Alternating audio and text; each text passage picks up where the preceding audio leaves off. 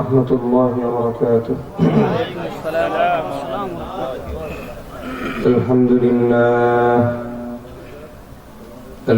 لله نحمده ونستعينه ونستغفره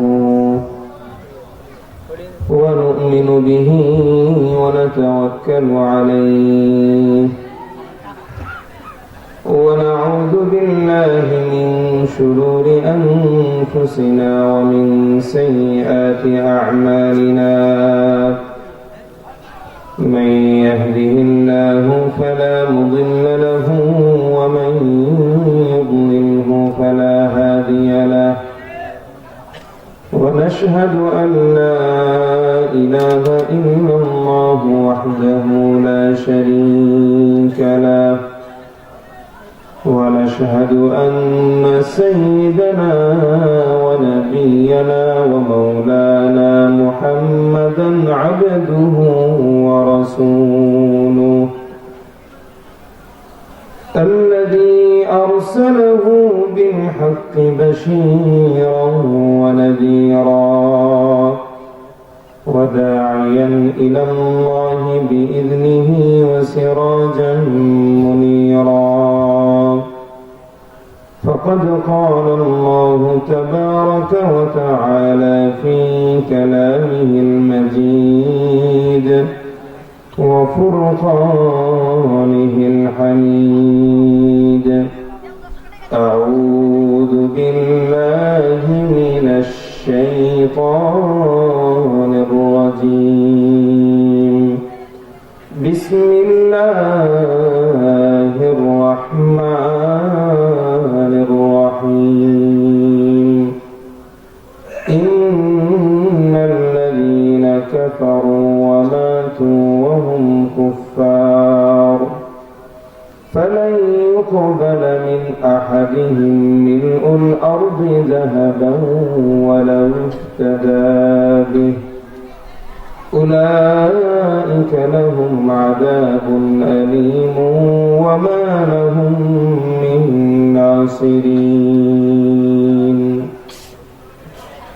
قال رسول الله صلى الله عليه وسلم بادروا بالأعمال فتنا كقطع الليل المظلم يصبح الرجل مؤمنا ويمسي كافرا ويمسي مؤمنا ويصبح كافرا يبيع أحدهم دينه بعرض من الدنيا صدق الله العظيم وصدق رسوله النبي الأمي الكريم ونحن على ذلك من الشاهدين والشاكرين والذاكرين والحمد لله رب العالمين محبت الشهد شكر من درود إبراهيم كله اللهم صل على محمد وعلى آل محمد شكر كله كما صليت على إبراهيم وعلى آل إبراهيم إنك حميد مجيد اللهم بارك على محمد وعلى آل محمد كما باركت على إبراهيم وعلى آل إبراهيم إنك حميد مجيد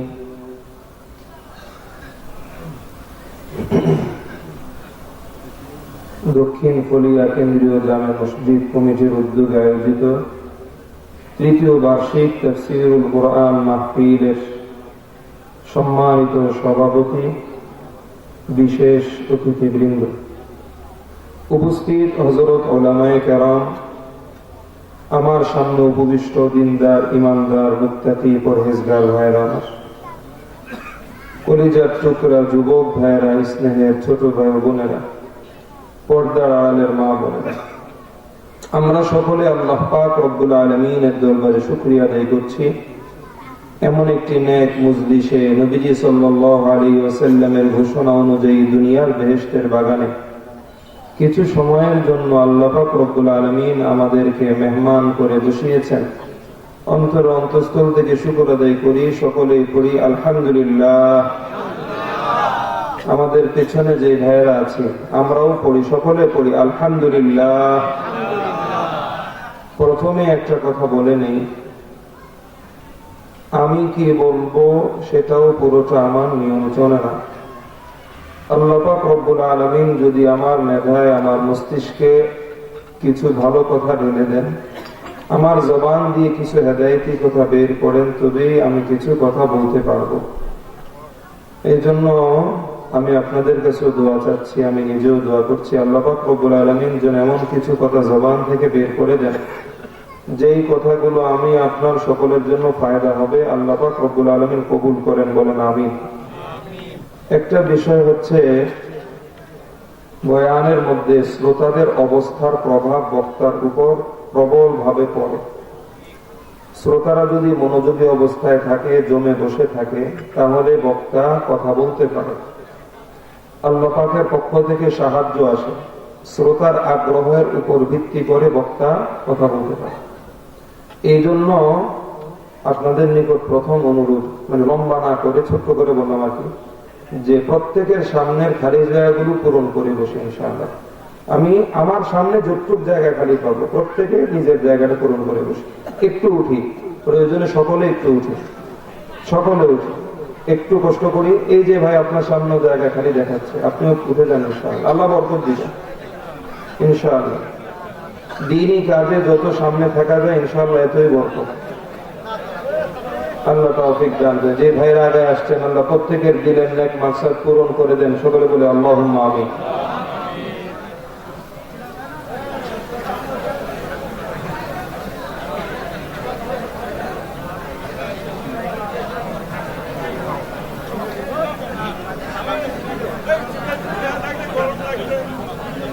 হ্যাঁ, জমে বসলে মুরুব্বি ভালো কথা বলছে, জমে বসলে একটু গরম লাগবে, নাহলে ঠান্ডা লাগবে। পেছনে থাকলে ঠান্ডা বেশি লাগবে, যত সামনে আসবেন গরম কম লাগবে। পেছনে খোলা, সামনে বন্ধ আছে। প্রিয় ভাইয়েরা, আমাদের সময়গুলো অনেক মূল্যবান। এখন যেই সময়, এই সময় আপনাদের মহল্লার অধিকাংশ মানুষ অন্যদিন এই সময় ঘুমিয়ে পড়ে। কি বলেন, কথা ঠিক না বেশি? এই সময়তে আপনারা সজাগ আছেন। আমরাও সেই লম্বা সময় সফর করে এই পর্যন্ত পৌঁছেছি, আবার লম্বা সময় সফর করে, সময় ব্যয় করে, শারীরিক শ্রম ব্যয় করে আবার যেতে হবে অনেক দূরে। অতএব এই প্রোগ্রামটাকে আমাদেরকে সফল করতে হবে। এই প্রোগ্রামটা যদিও আমি দেখতে পাচ্ছি যে কয়েক ঘন্টা প্রোগ্রাম চলছে, তো শেষ হয়ে যাচ্ছে। এরপরে মৌলিক বয়ান শুরু হয়েছে, আসার পরে আর হয়তো 1-1.5 ঘন্টা পরে শেষ হয়ে যাবে। 3-4 ঘন্টা মাহফিল। কিন্তু সকলেই জানেন, যদিও মাহফিলটা 3-4 ঘন্টা হচ্ছে, আয়োজন কিন্তু 3-4 ঘন্টায় হয়ে যায়নি। দিনের পর দিন, প্রায় মাস ব্যাপী বহু মানুষের বারংবারের বৈঠক, বারংবারের পরামর্শ, বহু মানুষের অর্থ, শ্রম, দৌড়াদৌড়ি, পেরেশানি, অনেক কিছুর বিনিময়ে এরপরে এই কয়েক ঘন্টার মাহফিলটা হচ্ছে। আপনাদেরও সময় যাচ্ছে, না ঘুমায় বসে আছেন, আমরাও সময় দিচ্ছি। এবং অনেক ভাই এতদিন পর্যন্ত মাহফিলটা বাস্তবায়নের জন্য সময় দিয়েছেন। সেই জায়গা থেকে এই মাহফিলের প্রত্যেকটা মুহূর্ত দাম। মাহফিলের শুরুতে বলতে আমি আমার বয়ানের শুরুতেই আল্লাহর কাছে এই প্রার্থনা করছি, আপনারাও আল্লাহর কাছে দোয়া করুন, এই মাহফিল থেকে হেদায়েত না নিয়ে আমরা কেউ যেন বাড়িতে না যাই। আল্লাহ তৌফিক দেন বলি আমি। প্রত্যেকে নিজের নিয়তটাকে খালেস করে নেই, যে আমার নিয়তটা যদিও আগে ভালোই ছিল, আবারও নতুন করে নিয়ত করি যে আমি যতক্ষণ বসে থাকবো শুধুমাত্র হেদায়েতের নিয়তে কথা শুনবো। কোন তামাশা দেখার জন্য নয়, সুর দেখার জন্য নয়, চিল্লানি দেখার জন্য নয়, শুধুমাত্র হেদায়েতের উদ্দেশ্যে, শুধুমাত্র আল্লাহকে পাওয়ার উদ্দেশ্যে, শুধুমাত্র নিজের ঈমান আমলের উন্নতির উদ্দেশ্যে। আল্লাহ পাক আমাদের এই নিয়তকে কবুল করেন, সকলে বলে আল্লাহুম্মা আমিন। প্রিয় ভাইয়েরা, প্রথমে আমি কয়েকটা উদাহরণ দেই, এরপর আমি মূল আলোচনায় ঢুকতেছি ইনশাআল্লাহ। আমরা ওযু করি, বিভিন্ন কারণে ওযু ভেঙে যায়। ধরেন আমি প্রস্রাব করেছি, পায়খানা করেছি, ওযু করার পর বলেন ওযু আছে না ভাঙছে? একটু সবাই কথা বলেন, কষ্ট করে আমার দিকে মনোযোগ দেন। ইনশাআল্লাহ আমি চেষ্টা করবো আপনাদেরকে এমন কিছুই শোনানোর জন্য যেটা আপনাদের ফায়দা হবে। সময় যেন আমারও নষ্ট না হয়, আপনাদেরও নষ্ট না। এই জন্য মনোযোগ দেন, ইনশাআল্লাহ ফায়দা হবে। শুরু থেকে মনোযোগ দিবেন, ভালো কিছু পাবেন ইনশাআল্লাহ। প্রিয় ভাইয়েরা, আমার সাথে কথা বলবেন। বলেন ওযু করার ওযু যে করি আমরা, ওযু করার পর ওযু ভাঙ্গার কিছু কারণ আছে কি নাই? ধরেন একজন ওযু করছে, ওযু করার পর বাথরুমে গেছে, টয়লেট সারছে, ইস্তেঞ্জা সারছে, প্রস্রাব পায়খানা করছে, ওযু আছে না ভাঙছে? ভাঙছে। খেতে কাজ করতে গিয়ে কোন একটা কিছুর আঘাত লেগে রক্ত বের হওয়া শুরু করছে, রক্ত বের হয়ে গড়ায় গড়ায় পড়তেছে, বলেন ওযু আছে না ভাঙছে? বমি করছে, ওযু আছে না ভাঙছে? আচ্ছা বলেন তো ঘুমাইলে ওযু থাকে না যায়? যায়। আচ্ছা যদি কেউ হাওয়া ত্যাগ করে, বাতাস ত্যাগ করে, বায়ু ত্যাগ করে, তাহলে ওযু থাকে না যায়? মোটামুটি ওযু কি কি কারণে যায় মোটামুটি অধিকাংশের জানা আছে আলহামদুলিল্লাহ। আরেকটা বিষয় জিজ্ঞাসা করি, বিভিন্ন কারণে ওযু যেমন ভাঙে, বিভিন্ন কারণে নামাজও ভাঙে। ধরেন নামাজের ভিতরে হঠাৎ করে কথা বললো, কি ধরেন পেছন থেকে একজন ডাক দিতেছে, এ আব্দুর রহমান আসোস রে? এ নামাজে আছে, নামাজ থেকে তবে এই আসি আসি, আমি নামাজ পড়তেছি বেটা। আচ্ছা বলেন তো এই কথা বলার পর তার নামাজ আছে না ভাঙছে? ভাঙছে। এটা নামাজে কথা বললে নামাজ ভেঙে যায়। একজন দরজার থেকে সালাম দিস, আপনি যে নামাজ পড়তেছেন সে খেয়াল করে নাই, এবার সে সালাম দিছে, আপনি বড় করে বললেন ওয়ালাইকুম আসসালাম ওয়া রাহমাতুল্লাহ, ওয়ালাইকুম আসসালাম, ইশারা করলেন যে বো বেটা দেওস, আমি নামাজে আবার সালাম দিছি। আপনি সালামের উত্তর দিলেন, বলেন নামাজ আছে না গেছে? মাইকে এলান করতেছে, আপনার খুব পরিচিত বন্ধু মানুষ একটু আগে মারা গেছে, সাথে সাথে বলে উঠলেন ইন্না লিল্লাহি ওয়া ইন্না ইলাইহি রাজিউন। আচ্ছা বলেন নামাজ আছে না গেছে? এমন অনেকগুলো কারণ আছে যেগুলো কারণে নামাজ ভেঙে যায়, মোটামুটি আমরা সকলে জানি। বিভিন্ন কারণে রোজাও ভাঙে। ধরেন রোজা রাখার পর আপনি এভাবে সুন্দর করে চা পান করলেন, বলেন রোজা আছে না গেছে? পানি পান করলে? আচ্ছা ওযু করার সময় কুলি যে করতেছেন, কুলি করার সময় ভুলে ভিতরে পানি চলে গেছে, বলেন রোজা আছে না ভেঙে গেছে? ভেঙে গেছে। বলতেছিলেন সাঁতারের মধ্যে হঠাৎ করে আপনার গলার ভিতরে পানি চলে গেল, বলেন ওযু এই রোজা আছে না ভাঙছে? তাহলে বিভিন্ন কারণে কি ভাঙে? রোজা ভাঙে জানি মোটামুটি। একজন সিগারেট টান দিছে রোজা অবস্থায় আল্লাহর নামে, বলেন রোজা আছে না গেছে? রোজা ভাঙ্গারও কিছু কারণ আছে। আমার কথা বুঝতেছেন সবাই? যে হাজী সাহেবরা হজ করতে যান, ওনারা ইহরাম পরে হজ করতে যান, এমন কিছু বিষয় আছে যে ঘটনাগুলো ঘটলে বা যে কাজগুলো করলে ইহরামও নষ্ট হয়ে যায়, দম দিতে হয়। যারা হাজী ঈমান আনার পর বিভিন্ন কারণে ঈমানও ভেঙে যেতে পারে, ঈমান নষ্ট হয়ে যেতে পারে। আমার কথা একটু মনোযোগ দিবেন। আমার এই কথা যে শুনছেন যে ঈমান আনার পর ঈমানও বিভিন্ন কারণে ভেঙে যেতে পারে, চলে যেতে পারে, এই কথা শুনে অনেকে দেখি যে চোখ মুখ বড় করে তাকায় আসে। সবার থেকে আসল জিনিস হচ্ছে ঈমান। ঈমান কি কি কারণে যায়, কি কারণে নষ্ট হয়, এই ব্যাপারে আমাদের সমাজের মানুষ সবচেয়ে বেশি অজ্ঞ, অথচ এইটা জানা দরকার ছিল সবচেয়ে বেশি। বলেন কথা ঠিক না বেঠিক? আমি যদি আপনাদেরকে প্রশ্ন করি, বলেন তো ঈমান বড় না নামাজ বড়? সবাই জানে না। আর ঈমান না থাকলে নামাজ পড়ে কোনো লাভ আছে? হ্যাঁ বলেন ঈমান বড় নামাজ বড়? ঈমান বড়। ঈমান বড় না রোজা বড়? ঈমান বড়। ঈমান বড় না হজ বড়? ঈমান বড়। সবার আগে লাগবে ঈমান, এরপরে বাকিগুলো। ঈমান ঠিক না থাকলে কিচ্ছু কোনো কাজে আসবে না। কথাগুলো খুব মনোযোগ দিয়ে শুনবেন, একটা উদাহরণ দিয়ে বুঝবেন। মোটামুটি অঙ্ক তো পারেন, ছোটখাটো অঙ্ক। এক লেখলাম, ধরেন স্যার বোর্ডের মধ্যে এক লিখেছেন, এক লেখার পর ছাত্রকে জিজ্ঞাসা করলেন বলতো ছাত্র এখানে কত? এক। ঠিক আছে, একের পর একটা শূন্য দিলেন, বলেন তো কত হয়েছে? 10। তাহলে একের পর একটা শূন্য দেওয়ার পর কত বাড়ছে? 9 বেড়ে গেছে। 9 বেড়ে 10 হয়ে গেল। 10-এর পর আরেকটা শূন্য দিয়েছে, এবার আরো 90 বেড়ে কত হয়ে যাবে? 100 হয়ে যাবে। 100-র পরে যদি আরো একটা শূন্য দেয়, এবার 900 বেড়ে 1000 হয়ে যাবে। 1000-এর পরে যদি আরো একটা শূন্য দেয় তাহলে 9000 বেড়ে 10,000 হবে। এরপরে যদি আরো একটা শূন্য দেয় 90,000 বেড়ে 1 লাখ হয়ে যাবে। এভাবে শূন্য যত দিবে বাড়তেই থাকবে, তাও আবার বাড়বে কেমন? অল্প করে না।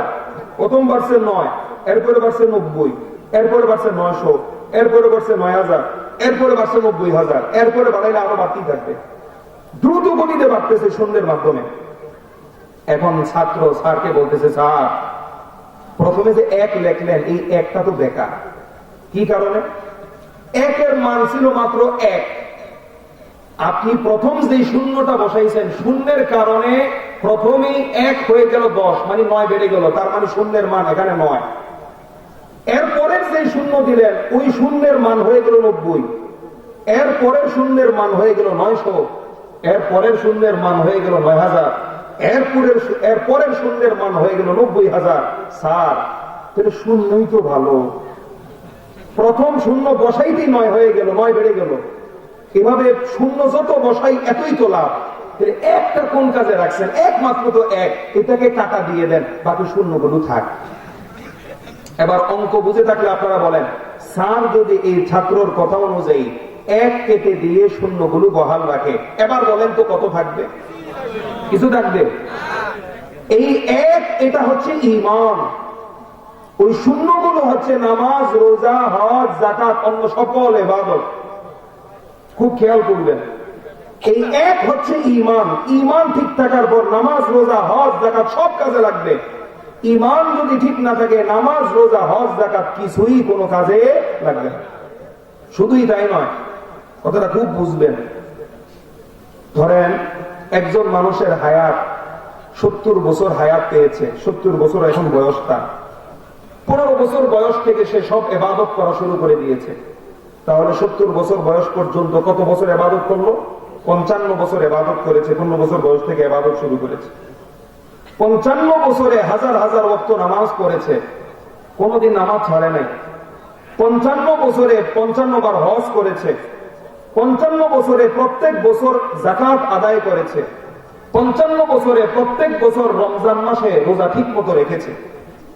খুব খেয়াল করবেন, 70 বছর বয়সে হঠাৎ করে এমন একটা কথা বলেছে অথবা এমন একটা কাজ করেছে, যেই কথা অথবা যেই কাজের কারণে তার ঈমান নষ্ট হয়ে যায়, ঈমান ভেঙে যায়, ঈমান হারা হয়ে যায়, এমন একটা কথা বলেছে অথবা এমন একটা কাজ করেছে।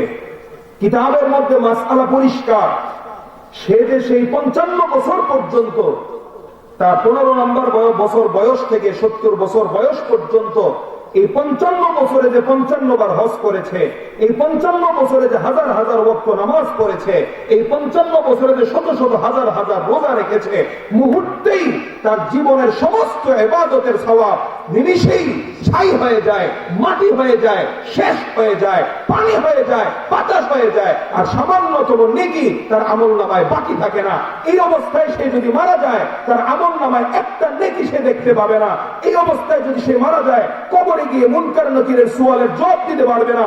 এই অবস্থায় যদি সে মারা যায়, হাসরের ময়দানে উঠে নবীজির সুপারিশ কোনোদিনও পাবে না।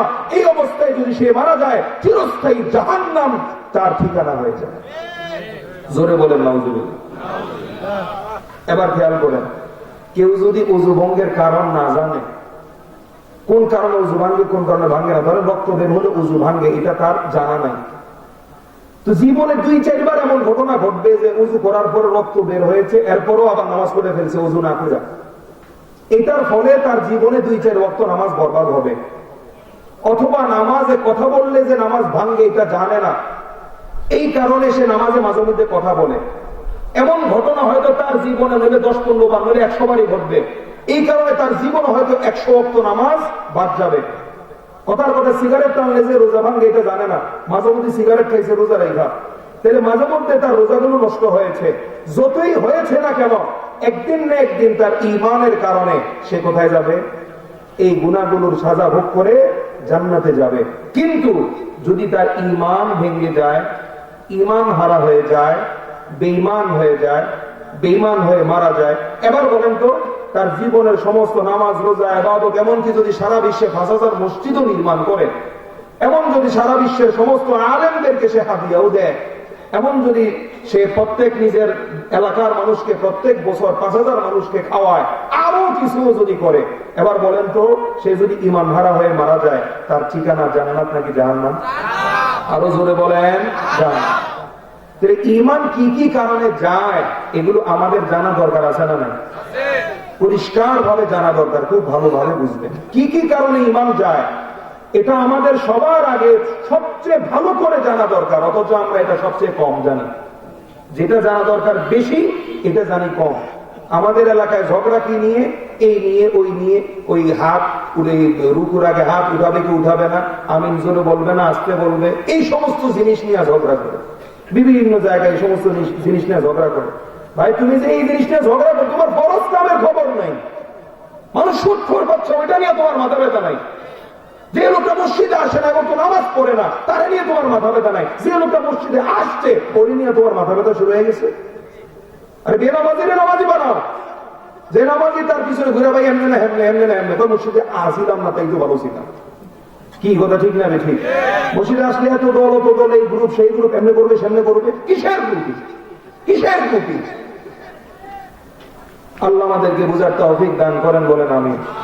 প্রিয় ভাইরা, এখন আমরা শিখবো একবার ক্লাসের মতো করে ইনশাআল্লাহ যে কি কারণে ঈমান ভঙ্গ হয়। ইনশাআল্লাহ এই বিষয়টা বোঝানোর জন্য আমি 2টা হাদিস পড়ে 2টা হাদিসের ব্যাখ্যা করব, এবং এই ব্যাখ্যার অধীনে ইনশাআল্লাহ আমাদের বিষয়গুলো বুঝে চলে আসবে। আল্লাহ পাক রব্বুল আলামিন বুঝার তৌফিক দান করেন, সকলে বলে আল্লাহুম্মা আমিন।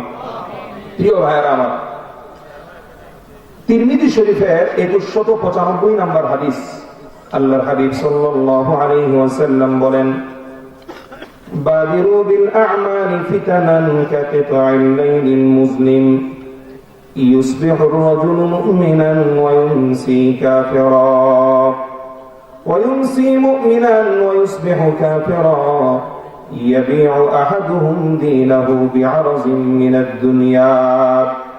হযরত আবু হুরায়রা রাদিয়াল্লাহু তাআলা আনহু থেকে বর্ণিত, আবু হুরায়রা রাদিয়াল্লাহু তাআলা আনহু বলেন, নবীজি সাল্লাল্লাহু আলাইহি ওয়াসাল্লাম বলেছেন, ও আমার সাহাবীরা, বাদিরু বিল আমালি ফিতানান কাকিতা'il লাইলিল মুসলিম, তোমরা খুব বেশি করে আমল করো, বেশি করে আমল করো।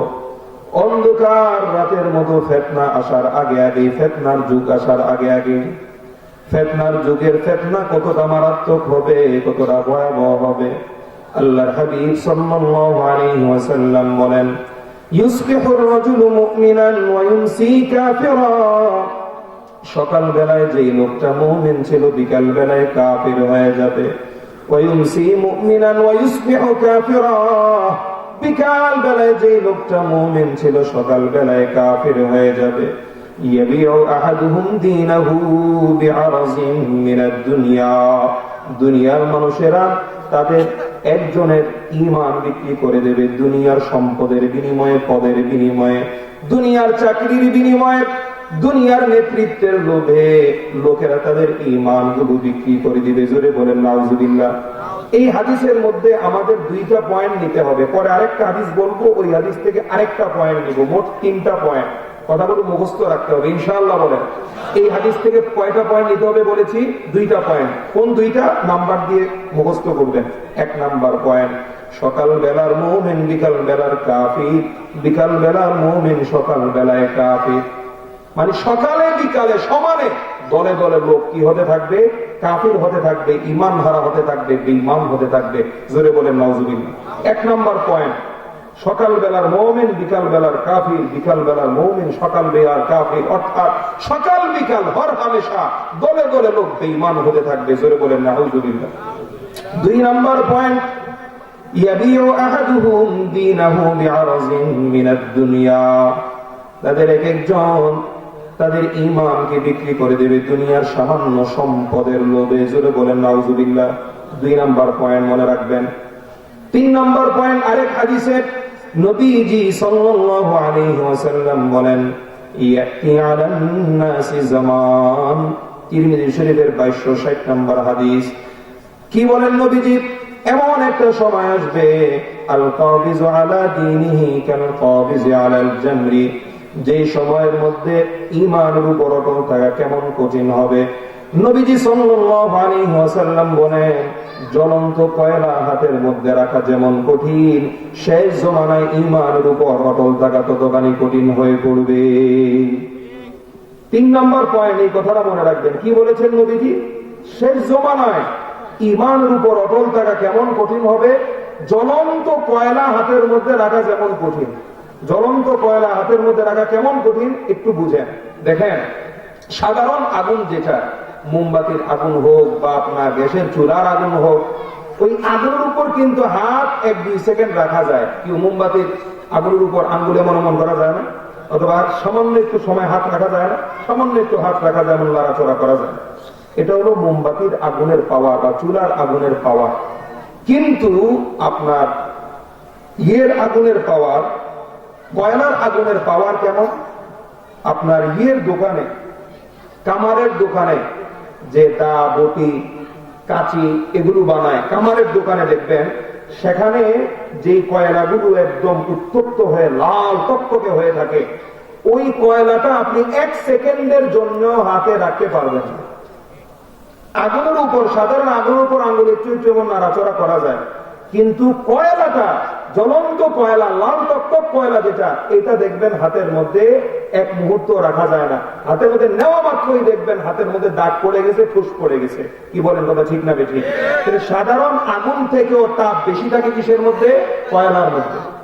নবীজি সাল্লাল্লাহু আলাইহি ওয়াসাল্লাম বলেন, আখিরি জামানায় ঈমানকে ধরে রাখা কেমন কঠিন, কয়লাটাকে হাতের মধ্যে জ্বলন্ত অবস্থায় রাখা যেমন কঠিন, শেষ জমানায় ঈমানের উপর অটল থাকা হবে তেমন কঠিন। তো এই 2টা হাদিস থেকে আমরা কয়টা পয়েন্ট শিখেছি? 3টা পয়েন্ট। 1 নম্বর পয়েন্ট, সকাল বিকাল দলে দলে লোক বেঈমান হবে। 2 নম্বর পয়েন্ট, দুনিয়ার সামান্য সম্পদের লোভে মানুষ ঈমান বিক্রি করে দেবে। 3 নম্বর পয়েন্ট, আখিরি জামানায় ঈমানের উপর অটল অবিচল থাকা জ্বলন্ত কয়লা হাতে রাখার মতো কঠিন হয়ে পড়বে। এখন এই 3টা পয়েন্ট আমাদের বাস্তবতার সাথে মিলাই। নবীজি বললেন, সকাল বিকাল দলে দলে লোকেরা বেঈমান হবে, কাফের হয়ে যাবে। এখন যদি আমি এই দক্ষিণ ফলিয়ার এলাকার মানুষদেরকে প্রশ্ন করি, গাইবান্ধার ভাইদেরকে প্রশ্ন করি, আপনারা জবাব দেন, আপনাদের বাজারে অথবা আপনাদের গ্রামের দোকানে অথবা আপনাদের জেলা শহরে অথবা আপনাদের উপজেলা শহরে কয়দিন এমন দেখছেন সকালে অথবা বিকালে একজন লোক দাঁড়ায় ঘোষণা দিচ্ছে, আমি তো এতদিন মুসলমান ছিলাম, আব্দুল্লাহ ছিল আমার নাম, আজ থেকে আমি হিন্দু হয়ে গেলাম, আমার নাম হয়ে গেল কৃষ্ণচন্দ্র। বলেন, এমন কাউকে ঘোষণা দিতে দেখছেন সব? নবীজি বলেছেন, সকাল বিকাল হর হামেশা দলে দলে লোক বেঈমান হবে। অথচ আমি দেখি কই এমন ঘটনা তো ঘটে না, আমার বাজারেও দেখি নাই, আমার জেলাতেও দেখি নাই, আমার থানাতেও দেখি নাই। নবীজির কথার সাথে বাস্তবতা তো মিলতেছে না। অথচ ব্যাপারটা হলো এমন, নবীজির কথা কোনোদিনও মিথ্যা হতে পারে না। আজকে আমরা যে সময়ের মধ্যে আছি, এখন হচ্ছে রাত। বলেন, আমাদের এখানে এখন দিন না রাত? রাত, সবাই দেখতেছি রাত। আমরা রাতের বেলা এখন আছি, এটা যেমন সত্য, নবীজি সাল্লাল্লাহু আলাইহি ওয়াসাল্লাম যে প্রতিটা কথা বলেছেন, সেই প্রত্যেকটা কথা এমন সত্য, তাতে কোনো সন্দেহ নাই। কোন মুমিন সন্দেহ করতে পারে না। বরং আমি আরো বলি, আমার চোখে দেখায় ভুল দেখতে পারি, আমার কানে আমি ভুল শুনতে পারি, আমার মুখ দিয়ে আমি অনেক সময় ভুলেও ভুলটা বলে ফেলতে পারি। কিভাবে? অনেক সময় দেখবেন চোখে দিয়ে আপনি দেখতেছেন, আপনি ট্রেনের মধ্যে আছেন, আপনার কাছে মনে হচ্ছে আপনার ট্রেনটা এখন ছেড়ে দিয়েছে, অথচ আসলে পাশে ট্রেন ছাড়ছে, আপনার ট্রেন এখনো ছাড়ে নাই। আপনি বাসে আছেন, ছাড়ছে আপনার পাশের বাস, কিন্তু মনে হচ্ছে আপনার নিজের বাস ছেড়ে দিয়েছে, কিন্তু আসলে আপনার বাস ছাড়ে নাই, পাশের বাস ছাড়ছে। বলেন, চোখে দেখায় এমন ভুল মাঝে মধ্যে হয় কি হয় না? এক লোক ছিল তেরা, মানে সে যে কোনো জিনিসকে 2টা দেখে, একটাকে দেখে কয়টা? 2টা। তেরা লোককে তার মা পাঠাইছে যে পাকঘরে তাকের উপরে একটা কাঁচের গ্লাস আছে, গ্লাসটা নিয়ে আয়। সে গ্লাস আনতে গেছে, যাই দেখে সেখানে গ্লাস 2টা। মাকে এসে বললো, মা তুমি যে বললা সেখানে গ্লাস একটা, আমি তো দেখি গ্লাস 2টা, এখন গ্লাস কোনটা আনবো, ডান পাশেরটা আনবো না বাম পাশেরটা আনবো? মা বলে, তুই যাই আবার ভালো করে দেখ, গ্লাস সেখানে 2টা না রে বোকা, গ্লাস সেখানে একটাই আছে। সে আবার গেছে মায়ের কথা মতো, যাই দেখে না গ্লাস তো 2টা। আবার ফিরে আসছে, ফিরে এসে বলে মা না গ্লাস তো দুইটাই দেখলাম, একটা না। মা তো এবার পেরেশানিতে পড়ে গেছে যে এই ছেলের কেমনে বুঝাবো যে তোর চোখে সমস্যা। শেষ পর্যন্ত কি করলো, মা এক বুদ্ধি করলো, গ্লাস তো দুইটা আছে, এক কাজ কর, একটা ভাঙ্গা যেটা তোর মন চায় ওইটা ভাঙ্গা আরেকটা নিয়ে আয়। এবার গ্লাস একটা হাতে নিয়েছে, হাতে নিয়ে ভাঙছে, ভাঙ্গার পর তাকের দিকে তাকায় দেখে কিরে গ্লাস তো আর নাই। এবার খালি হাতে মায়ের কাছে ফিরছে। মা বলে কিরে তোর হাতে এই একটা ভাঙ্গা আরেকটা আনতে বললাম। বলে মা ভাঙলাম একটা, এখন দেখি দুইটাই নেই। বলেন চোখেও ভুল দেখা হতে পারে কি পারে না? অনেক সময় চোখে এমনও হয় যে আপনি দেখছেন অমুক, আসলে এটা অমুক ছিল না, এটা আরেকজন ছিল। বলেন এমন চোখে ভুল হয় কি হয় না? কানে শুনছেন কথা একটা, পরে আসলে জানলেন কথা আসলে এটা বলে নাই, বলছে আরেকটা। বলেন এমন হয় কি হয় না? আপনি শুনছেন অমুকের নাম বলেছে, আসলে তার নাম বলে নাই, আরেকজনের নাম বলেছে। মুখে বলতে গিয়ে অনেক সময় ভুল হয়, একজনের নাম নিতে গিয়ে আরেকজনের নাম চলে আসে। প্রিয় ভাইয়েরা আমার চোখ ভুল করতে পারে, আমার কান ভুল করতে পারে, আমার মুখ ভুল করতে পারে। কসম করে বলছি, আল্লাহর হাবিব সাল্লাল্লাহু আলাইহি ওয়াসাল্লাম যেই কথা বলেছেন, একটা অক্ষরও কোনোদিন কোনো কোনায় ভুল হতে পারে না। জোরে বলেন কথা ঠিক না ঠিক? নবীজির কথায় কোনো ভুল হতে পারে না। পবিত্র কোরআনে আল্লাহ ইরশাদ করেন, وما ينطق عن الهوى إن هو إلا وحي يوحى। নবীজি সাল্লাল্লাহু আলাইহি ওয়াসাল্লাম নিজের মন থেকে কোনো কথা বলেন না, সমস্ত কথা আল্লাহ পাকের পক্ষ থেকে ওহী হিসাবে তার নিকট আসে। অন্য জায়গায় আল্লাহ বলেন, ولو تقول علينا بعض الأقاويل لأخذنا منه باليمين ثم لقطعنا منه الوتين। আল্লাহ পাক রব্বুল আলামিন বলছেন, আমার নবী কোন কথা যদি আমার নামে মিথ্যা বানোয়াট বলে চালায় দিত, যে কথা আমি আল্লাহ তাকে জানাই নাই সেই কথা যদি আমার নাম দিয়ে নবী চালায় দিত, তাহলে আল্লাহ বলেন আমি শক্ত করে তাকে ধরতাম, অতঃপর তার শাহরগ আমি আল্লাহ কেটে দিতাম। মানে নবীজি যদি নিজের মন গড়া কোনো কথা বলতেন আল্লাহ পাকের হুকুম ছাড়া, আল্লাহ পাকের ওহী ছাড়া, তাহলে অবশ্যই আল্লাহ কি করতেন, নবীজি সাল্লাল্লাহু আলাইহি ওয়াসাল্লামকে শাহরগ কেটে দিতেন, অর্থাৎ মেরে ফেলতেন, দুনিয়া থেকে বিদায় করে দিতেন। এই আয়াত কি প্রমাণ করে? নবীজি আল্লাহর নামে বানোয়াট কোনো কথা বলেছেন নাকি সব আল্লাহর পক্ষ থেকেই বলেছেন? সব আল্লাহর পক্ষ থেকেই বলেছেন। তাহলে নবীজির কথায় কোনো ভুল হতে পারে না। অতএব নবীজি যে বলেছেন আখেরি জমানায় সকালের লোক বিকালে, বিকালের লোক সকালে, দলে দলে বেঈমান হবে, নবীজির কথা কোনোদিন মিথ্যা হতে পারে না। দ্বিতীয় পয়েন্ট, নবীজি বলেছেন ইয়াবিউ আহাদুহুম দীনাহু বিআরজিন মিনাদ দুনিয়া। আখেরি জামানায় এমন হবে লোকেরা দুনিয়ার সামান্য সম্পদের জন্য ঈমান বিক্রি করে দিবে। এখন আপনাকে যদি প্রশ্ন করা হয় যে ভাই আপনি আপনার আশপাশের বাড়িতে অথবা আশপাশের গ্রামে এমন কাউকে দেখেছেন কিনা যে তাকে বলছে নে তোকে 50,000 টাকা দিলাম তুই খ্রিস্টান হয়ে যা, নে তোকে 1 লাখ টাকা দিলাম তুই হিন্দু হয়ে যা, এরপর সে ইসলাম ধর্ম ত্যাগ করে খ্রিস্টান হয়েছে অথবা ইহুদি হয়েছে অথবা হিন্দু হয়েছে। হুজুর এমন কোন ঘটনা তো আমাদের এলাকায়ও দেখি নেই, পাশের গ্রামেও দেখি নেই, পুরো উপজেলায়ও দেখি নেই। কি বলেন কথা ঠিক না ঠিক? নবী বলছেন মানুষ সম্পদের লোভে ঈমান বিক্রি করবে, অথচ বাস্তবে তো কেউ বিক্রি করে না। লাগলো নি প্যাঁচ। 3 নম্বর পয়েন্ট ছিল নবীজি বলেছেন আখিরি জামানায় ঈমানের উপর অটল থাকা কতখানি কঠিন হবে, যেমন জ্বলন্ত কয়লা হাতে রাখা কঠিন হয়। যদি বাস্তবতার সাথে মিলাই, কই হুজুর আমি তো ঈমানদার ঠিকই আছি, আমার ঈমানের উপর অটল থাকা তো এমন কঠিন কোনো কিছু দেখতেছি না। কি বলেন লাগলো নি প্যাঁচ? নবীজি সাল্লাল্লাহু আলাইহি ওয়াসাল্লামের হাদিসের তিনটা কথা বাস্তবতার সাথে কেমন কেমন জানি বেমিল লাগতেছে। সমস্যা যেখানে সমাধানও এখানে। আপনি সমস্যার সমাধানটা এবার বুঝতে হবে এই সামান্য কিছু আলোচনায়, খুব খেয়াল করেন। নবীজি ভুল বলেন নাই, আসলে আমাদের বুঝতে সমস্যা। বাস্তবতা আমরা জানি না কি কারণে একজন মানুষ বেঈমান হতে পারে, সেটাই আমাদের জানা নাই। আমরা মনে করি কি যেই লোকটা মুসলমানের ঘরে জন্ম নিয়েছে ওই লোকটা আবার কাফের হয় কিভাবে? এই কি কথা ঠিক না ঠিক?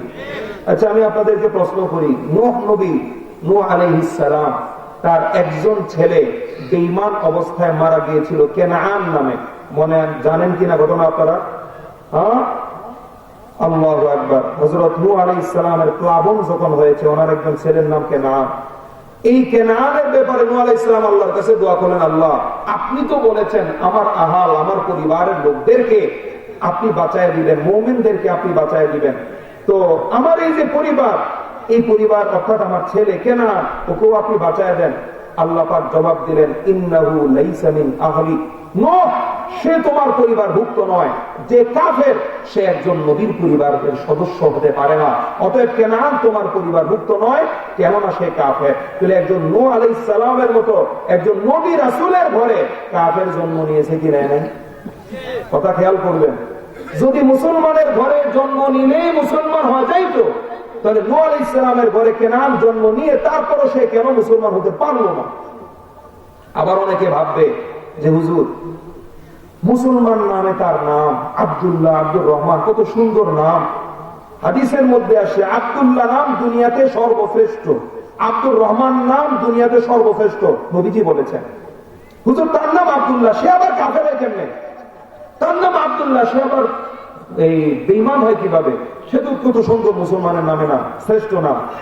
এবার আমি আপনাদেরকে একটা ঘটনা শোনাই। মদিনায় সবচেয়ে বড় মুনাফিক, যে নবীজিকে সবচেয়ে বেশি কষ্ট দিয়েছে যেই মুনাফিক, সেই মুনাফিকের নাম আব্দুল্লাহ ছিল। আব্দুল্লাহ ইবনে উবাই, তার বাবার নাম উবাই, তার নিজের নাম আব্দুল্লাহ। সবচেয়ে জঘন্য মুনাফিক, সবচেয়ে জঘন্য কাফের ছিল। যদি সুন্দর নামে নাম হইলে, আরবি নামে নাম হইলে মুসলমান হওয়া যাইত, তো এই আব্দুল্লাহ তো সবচেয়ে ভালো মুসলমান হইতো, অথচ সে তো ছিল বেঈমান। কি বুঝলাম এই কথায়? নাম মুসলমানের মতো নাম হইলে মুসলমান হওয়া যায় না, মুসলমানের ঘরে জন্ম নিলে মুসলমান হওয়া যায় না, বরং মুসলমান হতে হলে আলাদা ঈমান বিশ্বাসের উপর অটল থাকতে হয়, তবেই মুসলমান হওয়া যায়। পৈতৃক সূত্রে ঈমান পাওয়া যায় না, শুধু নামের মাধ্যমে ঈমান পাওয়া যায় না, বরং প্রকৃত আকীদা বিশ্বাস যে লালন করবে সেই মুমিন হতে পারবে। প্রকৃত আকীদা বিশ্বাস যে লালন করবে না সে মুমিন হতে পারবে। এখন আমাদেরকে কয়েকটা কারণ বুঝতে হবে, কি কি কারণে মানুষ বেঈমান হয়, কাফের হয়। দেখবেন কথা একদম পরিষ্কার হয়ে যায়। যে সমস্ত কারণে লোকদের ঈমান চলে যায়, সে সমস্ত কারণগুলোর মধ্যে অন্যতম একটা কারণ হচ্ছে আল্লাহ পাকের দেওয়া কোন বিধানকে অযৌক্তিক মনে করা। আল্লাহ পাক যে সমস্ত বিধান দিয়েছেন সে সমস্ত বিধানকে যদি কেউ অযৌক্তিক মনে করে, সঙ্গে সঙ্গে সে বেঈমান হয়ে যায়, সঙ্গে সঙ্গে সে কাফের হয়ে যায়। আল্লাহ পাকের দেওয়া বিধানগুলোর মধ্যে একটা বিধান হচ্ছে পর্দার বিধান। আল্লাহ পাক রব্বুল আলামিন পবিত্র কোরআনে বলেন, ওয়াকরনা ফি বুয়ুতিকুন্না ওয়ালা তাবাররাজনা তাবাররুজাল জাহিলিয়াতিল উলা। নারীদেরকে রক্ষা করে আল্লাহ পাক রব্বুল আলামিন বলছেন, ও নারীরা তোমরা ঘরের মধ্যে অবস্থান করো, যদি কোনো কারণে বের হতে হয় তাহলে কিন্তু সেজে গুজে লোকদেরকে নিজের রংডং দেখাইয়া, তামাশা দেখাইয়া বের হইও না, বরং নিজেকে ঢাইকা রাইকা এরপর তুমি বাইরে বের হইও। বলেন কার দেওয়া বিধান? আল্লাহর দেওয়া বিধান। অন্য আয়াতে আল্লাহ পাক রব্বুল আলামিন বলেন, ইয়া আইয়ুহান নাবিয়্যু কুল লিআজওয়াজিকা ওয়া বানাতিকা ওয়া নিসাইল মুমিনিনা ইউদনিনা আলাইহিন্না মিন জালাবিবিহিন। আল্লাহ পাক রব্বুল আলামিন বলেন, ও নবী, আপনি আপনার বিবিদেরকে এবং আপনার মেয়েদেরকে এবং মুসলমান সমস্ত নারীদেরকে জানায়া দেন, ইউদিনিনা আলাইহিন্না মিন জালাবিবিহিন্না, তারা যেন তাদের গোটা দেহটাকে কাপড় দিয়ে আবৃত করে রাখে। তাহলে আমি যখন বের হব তখন নিজেকে কাপড় দিয়ে আবৃত করে রাখা, বা আমাদের বর্তমান ভাষায় বললে বোরকা পরিধান করে এরপর ঘর থেকে বের হওয়া, এটা কি আমাদের মোল্লা মুন্সিদের বানানো বিধান নাকি আল্লাহর দেওয়া বিধান? বলেন, দুনিয়ার মানুষের বানানো না আল্লাহর দেওয়া? এখন যদি কোনো ব্যক্তি মনে করে নারীকে কেন চাদর দিয়ে নিজেকে আবৃত করে রাখতে হবে, পুরুষ যদি নিজেকে বোরকা দিয়ে আবৃত করতে না হয় তাহলে নারী কেন নিজেকে আবৃত করে রাখতে হবে? তার মানে কি আল্লাহর দেওয়া এই পর্দার বিধানটা যৌক্তিক না? নারী কেন পর্দা দিয়ে নিজেকে ঢেকে রাখবে? পর্দা দিয়ে নারী নিজেকে ঢেকে রাখা এটা নারী উন্নতির জন্য বাধা। পর্দা দিয়ে নারী নিজেকে ঢেকে রাখা এটা সমাজের উন্নতির জন্য বাধা। পর্দা করে নারী বের হওয়া এটা পুরান জমানার দেওয়া, আধুনিক জমানায় এগুলো চলে না। এই ধরনের কথা যদি কেউ বলে, অথবা পর্দাটাকে যদি কেউ এমন বেদরকারী মনে করে, পর্দার বিধানটাকে যদি কেউ অযৌক্তিক মনে করে, পুরুষ যদি তার শরীর ঢাকা না লাগে, নারী কেন তার শরীর ঢাকতে হবে? কসম করে বলছি, সে মুখে বলতে হবে না যে আমি কাফের হয়ে গিয়েছি, মুখে বলতে হবে না আমি ঈমান ত্যাগ করেছি। যখনই সে পর্দার বিধানটাকে, আল্লাহর দেওয়া বিধানটাকে অযৌক্তিক ভাবতে শুরু করেছে, ওই দিন থেকে সে মুরতাদ হয়ে গিয়েছে, ঈমান হারা হয়ে গিয়েছে, তার ঈমান সঙ্গে সঙ্গে চলে গিয়েছে। জোরে বলেন নাউজুবিল্লাহ। কি বলেন? আমাদের সমাজে এমন লোক আছে না নাই? তুমি যদি পর্দার বিধানকে মানো যে হ্যাঁ পর্দা করার দরকার ছিল, বাকি এরপরও শয়তানের ধোঁকায় মানতে পারি না, তাহলে সে গুনাহগার হবে, কিন্তু কাফের হবে না। কথাটা পরিষ্কার খেয়াল করবেন। সেটা বিশ্বাস করে যে আমার পর্দা করা দরকার, পর্দা করাটা উচিত, বাকি এরপরও করি না শয়তানের ধোঁকায়, তাহলে আল্লাহর কাছে সে কাফের হবে না, গুনাহগার হবে। একদিন না একদিন সে কি পাবে? নাজাত পাবে। কোরবানির সময় যখন আসে, কিছু মানুষকে বলতে শোনা যায় কোরবানির জন্য শত শত হাজার হাজার লক্ষ লক্ষ গরু জবাই না করে, ছাগল জবাই না করে, এই টাকাগুলো যদি গরিবদেরকে দিয়ে দিত কতই না ভালো হইতো। হজের সময় বহু মানুষকে বলতে শোনা যায় হজ করে কোটি কোটি টাকা নষ্ট না করে এই টাকাগুলো যদি গরিবদেরকে দিয়ে দিত কত ভালো হইতো। বলেন এমন যুক্তি দেওয়ার লোক আছে না নাই? তার মানে কি বুঝাইতে চায়? আল্লাহ পাকের দেওয়া বিধান হজটা বেদরকারী, আল্লাহ পাকের দেওয়া বিধান কোরবানিটা বেদরকারী। অতএব ওই কাজ না করে আমি যদি সমাজ উপকার করি, তাহলে এটা কাজে দিবে। বলেন তো তাহলে আল্লাহ কম বুঝছে আর সে বেশি বুঝছে? জোরে বলেন নাউজুবিল্লাহ।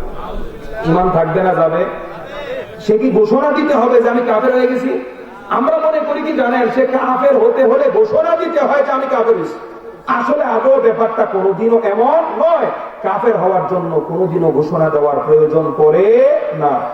খেয়াল করবেন, ইবলিস শয়তান আছে না? ইবলিস শয়তান, আল্লাহ পাক রব্বুল আলামিন যখন ফেরেশতা এবং সকলকে আদেশ করলেন যে তোমরা সবাই মিলে আদমকে সিজদা করো, সবাই সিজদা করেছে, কিন্তু একজন সিজদা করে নাই। কে সে? বলেন তো? ইবলিস। বলেন কে সিজদা করে নাই? ইবলিস সিজদা করে নাই। ইবলিস যে সিজদা করে নাই, আল্লাহর হুকুমটাকে অমান্য করেছে, অমান্য করেই ক্ষান্ত হয় নাই, সে একটা যুক্তি দাঁড় করাইছে। কি? ইবলিস বলে আল্লাহ خلقتني من نار وخلقته من طين। আল্লাহ তুমি তো আমাকে সৃষ্টি করছো আগুন দিয়ে, আর আদমকে সৃষ্টি করছো মাটি দিয়ে। সেই হিসাবে আদম আমাকে সিজদা করা দরকার, আমি আদমকে না। কয়টা যুক্তি এখানে? দুইটা যুক্তি, আমি ব্যাখ্যা করে বুঝাচ্ছি। এক নম্বর যুক্তি, মাটি হলো ময়লা জিনিস, গায়ে লাগলে ময়লা হয়ে যায়, জামায় লাগলে ময়লা হয়ে যায়। আর আগুন হলো এমন জিনিস, এটা ময়লাকে আরো পবিত্র করে। আপনি যদি একটা ধরেন বটিদা জং পড়ে গেছে, এটাকে আগুনে দেন, জংগুলো কি হয়ে যায়? আস্তে আস্তে দূর হয়ে যায়। তো আগুনের কাজ হলো পরিষ্কার করা, মাটির কাজ হলো ময়লা করা। তাহলে আগুন হলো ভালো জিনিস, মাটি হলো খারাপ জিনিস। আমি আগুনের তৈরি, আদম মাটির তৈরি। আমি ভালো জিনিসের তৈরি, আদম খারাপ জিনিসের তৈরি। অতএব যুক্তি হলো আদম আমাকে সিজদা করবে, আমি আদমকে কেন সিজদা করব? জোরে বলে নাউজুবিল্লাহ। শয়তানের দ্বিতীয় যুক্তি কি? আল্লাহ তুমি আমাকে সৃষ্টি করছো আগুন দিয়ে, আদমকে সৃষ্টি করছো মাটি দিয়ে। যদি আগুন জ্বালানো হয়, বলেন তো আগুনের গতি কি উপরে না নিচে? আগুন কি উপরের দিকে যায় না নিচের দিকে যায়? উপরের দিকে। আর যদি একটা মাটির টুকরা এভাবে হাত থেকে ছাড়েন, বলেন তো এটা উপরে যায় না নিচে যায়? নিচে। তাহলে মাটির গতি নিচের দিকে, আগুনের গতি উপরের দিকে। আমি হলাম আগুনের তৈরি, অতএব আমি থাকবো উপরে শতান হয়ে দাঁড়ায়া। আর আদম যেহেতু মাটির তৈরি, অতএব আদম নিজে সিজদা করে নিচে পড়বে, আমাকে সিজদা করবে। এটাই না যুক্তি? আমরা শয়তানের যুক্তিটা বুঝছেন নি এবার? যে আমি আগুনের তৈরি, আমি সোজা দাঁড়ায় থাকবো, আমি উঁচায় থাকবো। আগুন তো উঁচায় থাকে, উপরের দিকে যায়। আর আদম মাটির তৈরি, অতএব আদম নিচের দিকে থাকবে, আদম আমাকে সিজদা করবে, আমি আদমকে সিজদা করবো কেন? মানে ফলাফল কি? আল্লাহ তোমার এই কাজটা, তোমার এই হুকুমটা, তোমার এই বিধানটা যৌক্তিক হয় নাই, বড় অযৌক্তিক হয়েছে। এই কথা বলার কারণে ইবলিসের ফলাফল কি হয়েছিল? ইবলিসের শাস্তি কি হয়েছিল? চিরস্থায়ী জাহান্নামী হয়ে গিয়েছে। খুব খেয়াল করবেন, ইবলিসকে আল্লাহ পাকের সমস্ত আইনকে অযৌক্তিক বলেছে, সমস্ত হুকুমকে অযৌক্তিক বলেছে, নাকি শুধু একটা হুকুমকে অযৌক্তিক বলেছে? একটা হুকুমকে অযৌক্তিক বলেছে। আল্লাহ পাকের একটা হুকুমকে অযৌক্তিক বলার কারণে ইবলিস শয়তান যদি চিরস্থায়ী জাহান্নামী হয়ে যেতে পারে, আমি আর আপনি কোন ভালো? আমি আল্লাহ পাকের একের পর এক বিভিন্ন হুকুমকে, বিভিন্ন বিধানকে অযৌক্তিক বলতেছি, এরপরও আমি জান্নাতি হয়ে যাব, আমি জাহান্নামী হব না? আমার সাথে আল্লাহর এত ফাটিল হয়ে গেল, আর ইবলিসের সাথে আল্লাহর এত শত্রুতা হয়ে গেল। ইবলিস যেমন আল্লাহর একটা বিধানকে অযৌক্তিক বলার মাধ্যমে ঈমান হারা হয়েছে, আমিও যদি আল্লাহর কোন বিধানকে অযৌক্তিক মনে করি তাহলে আমার ঈমান চলে যাবে। আল্লাহর দেওয়া বিধানগুলোর মধ্যে অন্যতম একটা বিধান হলো সুদ হারাম। বলেন, সুদকে হারাম করেছেন কে? আল্লাহ। এবং আমি যদি বলি সুদ ছাড়া কি এই জমানায় চলা যায়? এই আধুনিক জমানায় রাষ্ট্র কি সুদ ছাড়া চালানো যায়? সুদ ছাড়া কি ব্যবসা বাণিজ্য করা যায়? মানে কি বুঝাইতে চাই? সুদ ছাড়াই জমানায় চলা যায় না। অতএব আল্লাহর সুদ হারাম করাটা ঠিক হয় নাই। জোরে বলেন নাউজুবিল্লাহ। মানে কোন ভাবটাই এমন, সুদ হারাম এটা মানতেই চায় না, মানতেই চায় না। মনে হয় যেন মানে কি একটা, খুব খেয়াল করবেন, সুদ হারাম চাই না, এরপরে যদি আপনি সুদ খান ঈমান যাবে না, ঈমান থাকবে, গুনাহগার হবে। কিন্তু আপনি যদি সুদটাকে এই হারাম মনেই না করেন, কোন পরোয়াই না করেন, আপনি কি হয়ে যাবেন? বেঈমান হয়ে যাবেন। খুব খেয়াল করবেন। আপনাদের অঞ্চলে ক্ষেত করে না মানুষ? ধরেন আপনি ক্ষেত করেছেন, ধান করেছেন, ধান কেটে ধান সিদ্ধ করেছেন, আজকে কি করবেন? রোদ্রে দিবেন। সকালে সিদ্ধ করেছেন, দুপুরে রোদ্রে দিবেন। যেই না রোদ্রে দিবেন হঠাৎ করে একদম ঝনঝনায় বৃষ্টি শুরু হয়ে গেল। এবার বলতে শুরু করছে আল্লাহ বৃষ্টি দেওয়ার টাইম পাইল না, এই সময়টাতে আল্লাহ বৃষ্টি দিল। তার মানে আপনার সাথে আল্লাহর পরামর্শ করে এরপর বৃষ্টি দেওয়া দরকার ছিল, এই সময় আল্লাহর বৃষ্টি দেওয়াটা অযৌক্তিক হয়েছে, একটা আমার বুদ্ধিমানের কাজ হয় নাই। আল্লাহর বুদ্ধিমানের কাজ হয়তো এই সময় বৃষ্টিটা না দেওয়া। অনেকের কথার মাঝে এগুলো আসে কি আসে না? পরিষ্কার কথাগুলো বুঝবেন ভালো করে। মানুষ কেমনে বেঈমান হয় নিজেও জানে না, নিজে বেঈমান হচ্ছে, নিজের খবর নাই।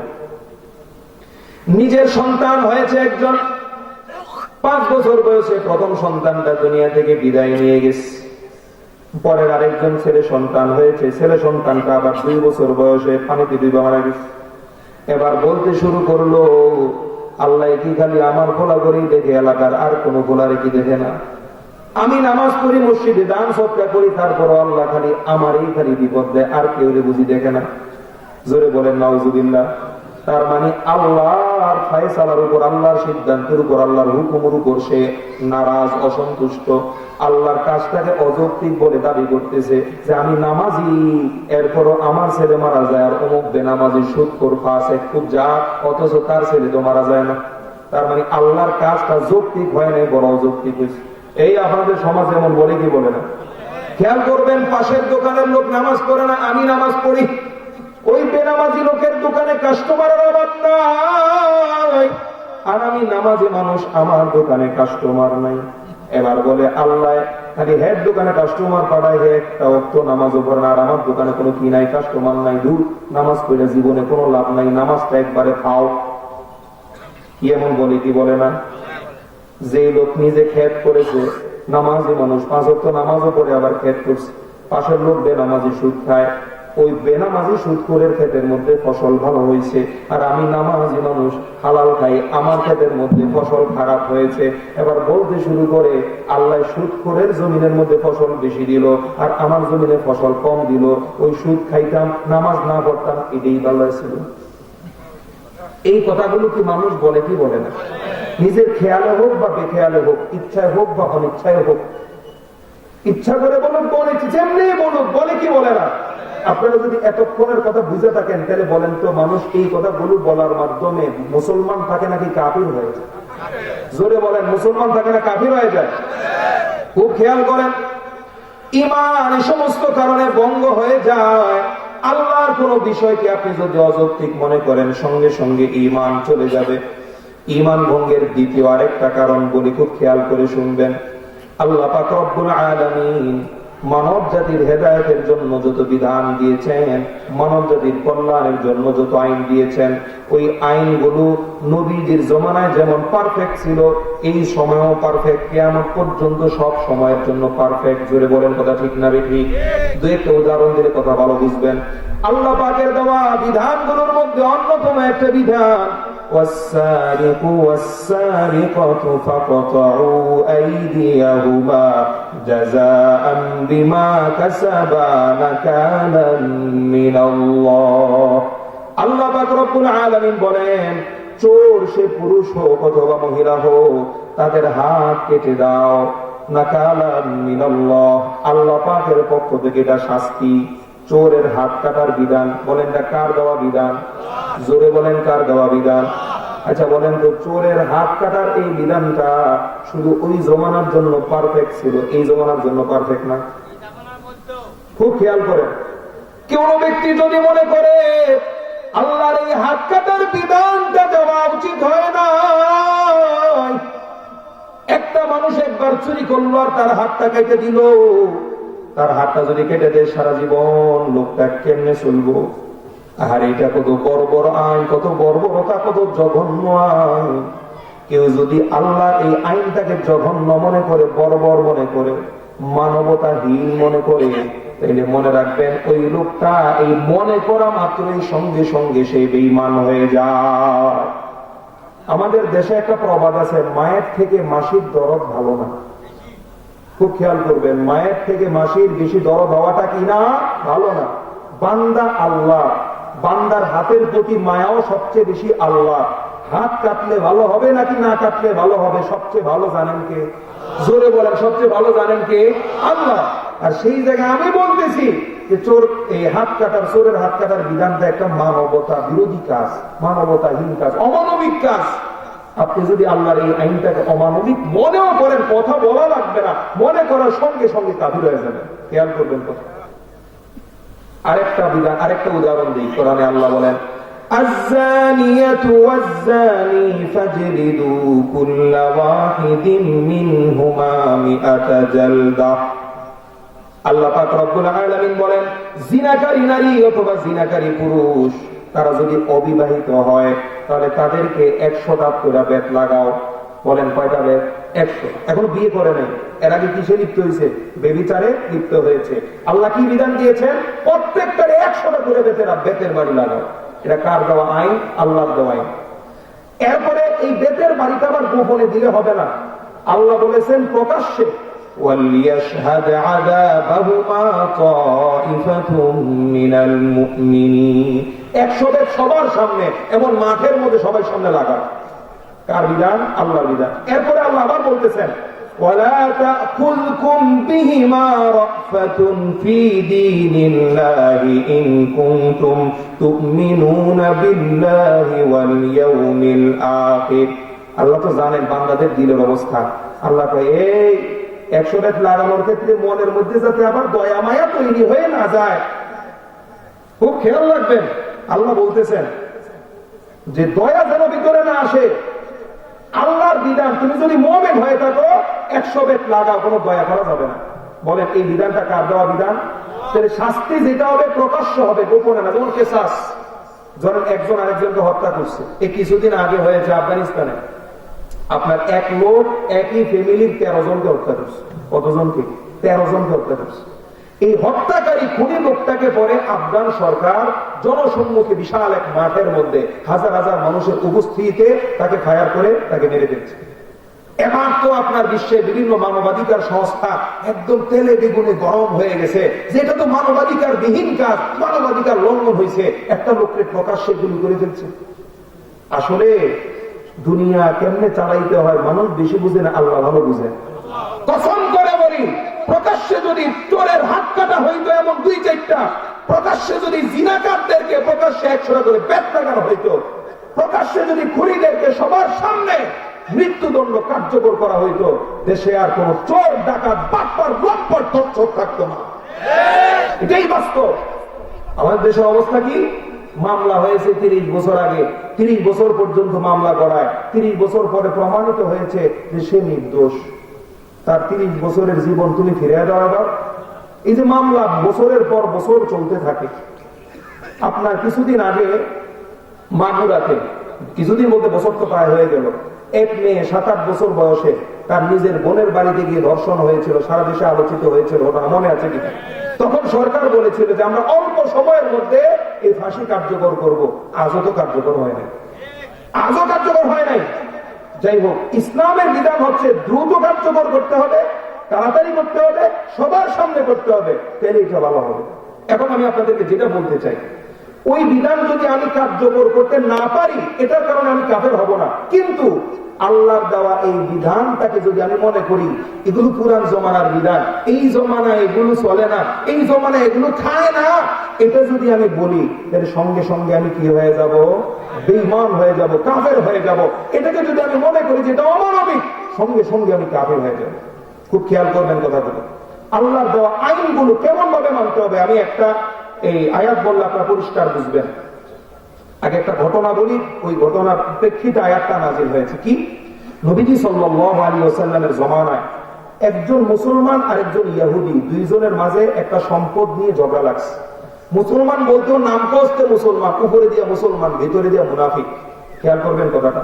তো আমি যতবারই মুসলমান বলবো আপনি মনে রাখবেন, মুসলমান নামে কিন্তু কামে কি মুনাফিক। একজন মুসলমান আর ইহুদির মধ্যে একটা সম্পদ নিয়ে ঝগড়া হয়েছে। এখন এই ঝগড়ার সমাধানের জন্য একটা সিদ্ধান্ত নিতে হবে যে এই সম্পদটা কার। সিদ্ধান্তের জন্য কার কাছে যাওয়া যায়?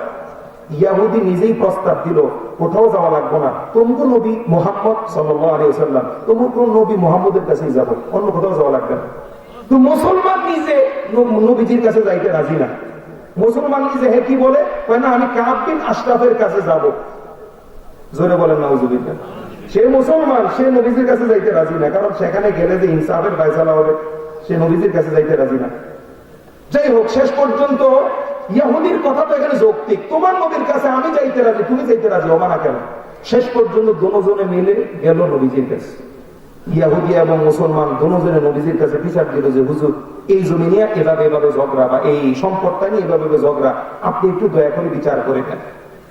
নবীজি সাল্লাল্লাহু আলাইহি ওয়াসাল্লাম উভয় পক্ষের কথা শুনলেন, সাক্ষী প্রমাণ সবকিছুর ভিত্তিতে নবীজি ফয়সালা দিলেন, নবীজি সিদ্ধান্ত দিলেন এই সম্পদটা ইহুদি পাবে। জোরে বলেন সুবহানাল্লাহ। কোন দল নাই, মত নাই, ধর্ম নাই, আদালতে যখন যাবে প্রত্যেকে ইনসাফ পাবে, এটাই নবীজির নিয়ম ছিল। নবীজি ইনসাফের ফয়সালা দিয়ে দিলেন, ইহুদি সম্পদ পাবে। এই ফয়সালা শুনে তো ওই যে মুসলমান, যে বলছিলাম আসলে তো মুসলমান, অরিজিনালি কি মুনাফিক, সে তো এবার টেনে বেগুনে গরম হয়ে গেছে। হুজুরের সামনে তো আর কিছু বলতে পারে না, ফিরে আসছে। বের হয়ে আইসা সে আবার গেছে ওমর ইবনে খাত্তাব রাদিয়াল্লাহু তাআলা আনহুর কাছে।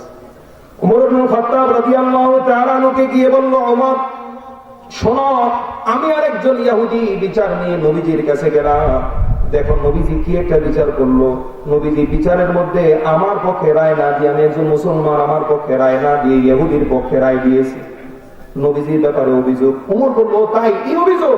এটা শোনো, তাহলে তুমি একটু বসো, আমি ভিতর থেকে আসতেছি, 2 মিনিট বসো। হযরত ওমর ভিতরে গেলেন।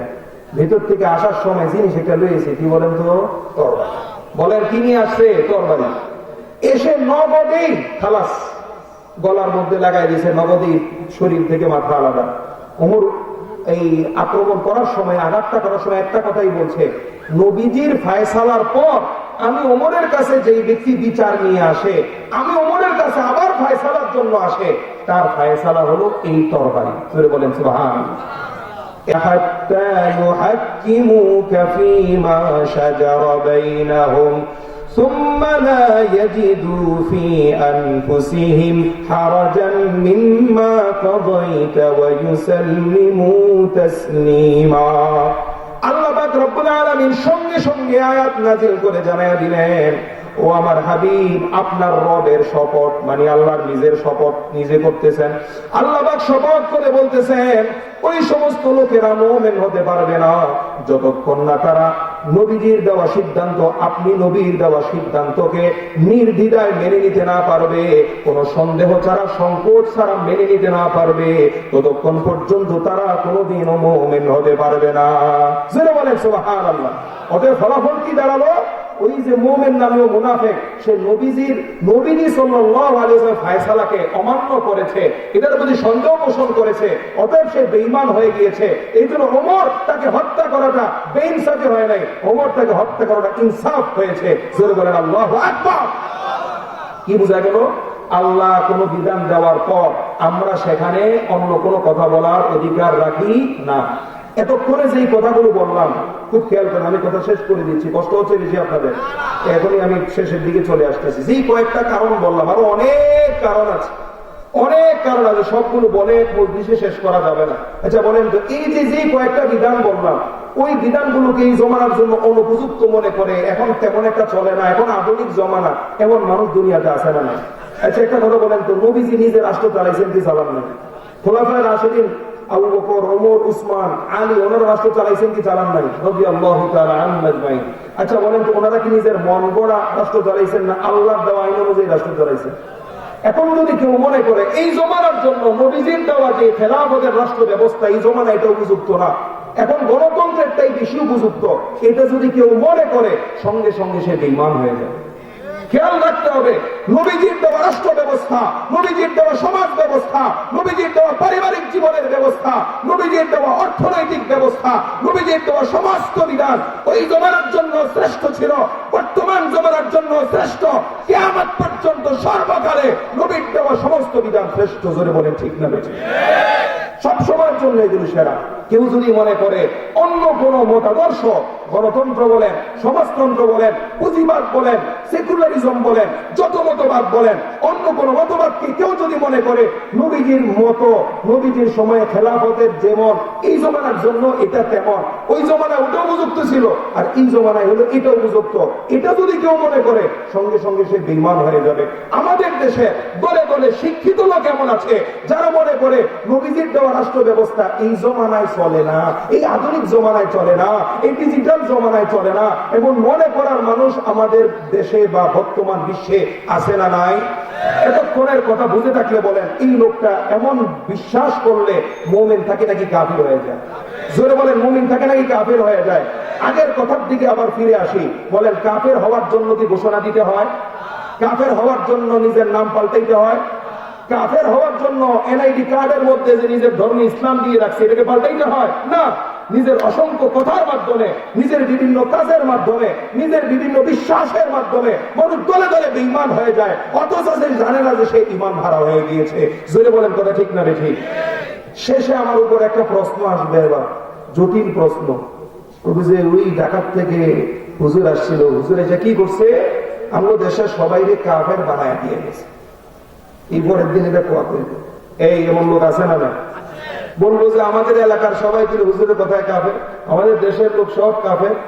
খেয়াল করবেন, আমি কাউরে কাফের বানাই নাই। কিভাবে? একটা উদাহরণ দিয়ে কথা পরিষ্কার বুঝবেন। আপনার শরীর অনেক খারাপ, শরীরটা খুব খারাপ, আপনার কপালে হাত দিলে অত্যন্ত তাপ, গরম হয়ে আসে, অসুস্থ শরীর নিয়ে, শরীর ঠান্ডা লাগছে, কাশি, এই শরীর নিয়ে আপনি গেলেন আবার ডাক্তারের কাছে। ডাক্তার একটা থার্মোমিটার দিয়ে আপনার শরীরের তাপমাত্রা মাপলো, মাইপা বললো আপনার তো জ্বর এসে গেছে 104 ডিগ্রি জ্বর। এখন আপনি কি করবেন? ডাক্তারকে সঙ্গে সঙ্গে একটা দোষে দিবেন যে আপনি আমাকে জ্বরের রোগী বানায় ফেললেন। বলেন, ডাক্তারকে তাপড় দিবেন না? কেন? ডাক্তার তো আমাকে জ্বরাক্রান্ত বানায় নাই, আমাকে জ্বরের রোগী বানায় নাই। আমি তো নিজেই আগে জ্বরাক্রান্ত হয়ে আছি, জ্বরের রোগী হয়ে আছি। ডাক্তার আমাকে জানিয়ে দিয়েছেন যে আমি জ্বরের রোগী হয়ে আছি, অতএব আমাকে এখন ঔষধ সেবন করে, চিকিৎসা গ্রহণ করে সুস্থ হতে হবে। কি বলেন কথা ঠিক না ঠিক?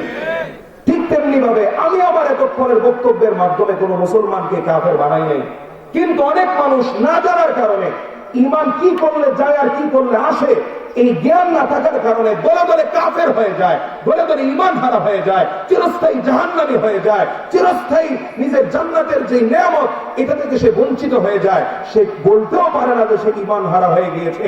আমি আমার ভাইদেরকে জানাতে আসছি, ভাই তুমি কিন্তু ঈমান হারা হয়ে যাচ্ছ, তুমি আবার নিজে সংশোধন হয়ে যাও, তুমি তওবা করে নাও। খুব জটিল বিষয় নয়, খুব কঠিন বিষয় নাও, তুমি আবার নতুন করে লা ইলাহা ইল্লাল্লাহু মুহাম্মাদুর রাসূলুল্লাহ পড়ো, তোমাকে আল্লাহ আবার মুমিন বলে গণ্য করে দিবেন। বিষয়টা কি কঠিন না? প্রিয় ভাইয়েরা, এই জন্য সকলকে আমি বলছি, আমি কাউকে কাফের বানাই নাই, আমি কাউকে কাফের বানাই নাই, বরং তুমি তোমার কাজে বা তুমি তোমার বিশ্বাসের কারণে, তুমি তোমার বক্তব্যের কারণে নিজে কাফের হয়ে বসে আছো। আমি তোমাকে জানিয়ে দিলাম যে তোমার ঈমান চলে যাচ্ছে, তুমি কিন্তু সাবধান হয়ে যাও। মা বোনেরা, আপনারা যখন কথা শুনেছেন, মা বোনদের অনেক সময় অসতর্কতা বশত এমন অনেক কথা তাদের মুখ দিয়ে বের হয়ে আসে, যেটার কারণে কি চলে যায়? ঈমান চলে যায়। আপনাদের প্রতি আহ্বান থাকবে, আপনারাও দয়া করে এই সমস্ত কথাবার্তা বলার ক্ষেত্রে কি থাকবেন? সতর্ক থাকবেন। রাজি আছেন না ইনশাআল্লাহ? কয়েক মিনিটে আমি কথা শেষ করে দিচ্ছি, আপনাকে রাগ করতেছেন বেশি? মুনাজাত দিয়ে দিব, আপনাদের বেশি কষ্ট দিব না ইনশাআল্লাহ।